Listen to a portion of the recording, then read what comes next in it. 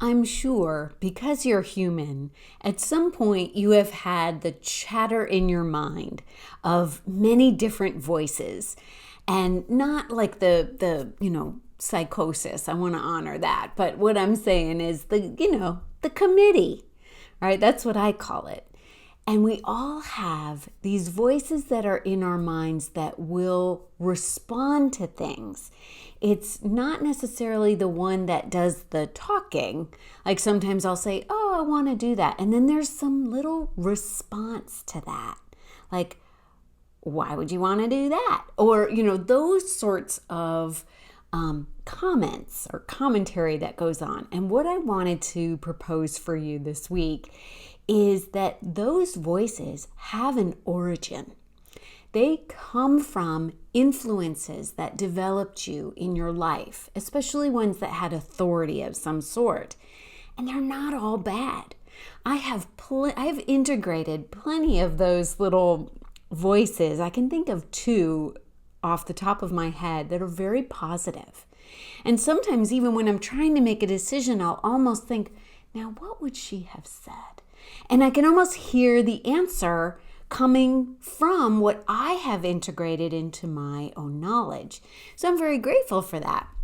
Now, there was also an 8th grade English teacher that ripped my writing apart. And, I've had to sort of overcome that one. Or the ones that are coming from your family, especially because they've probably had the longest time to create an influence. And there can just be a myriad of responses, positive and negative.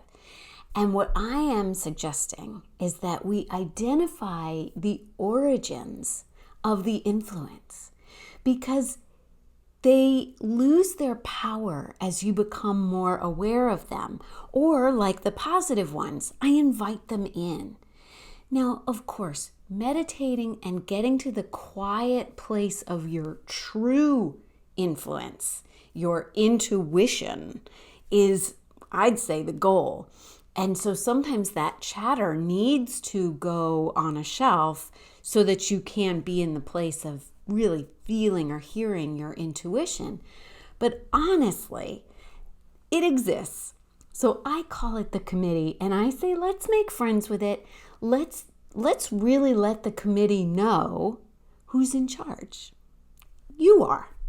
And so you can turn the volume down on that song that's always playing, and then you get better and better at being able to kind of tune in and not have that influence governing your emotions. I mean, you will physically respond to those comments. Now, I have a funny story before I go. We have this running joke, my husband and I, about how, sometimes if you'll wake up in the middle of the night or early in the morning and the committee's just sitting there waiting for you, like sitting on the end of your bed, like, oh, good, you're up. Let's talk.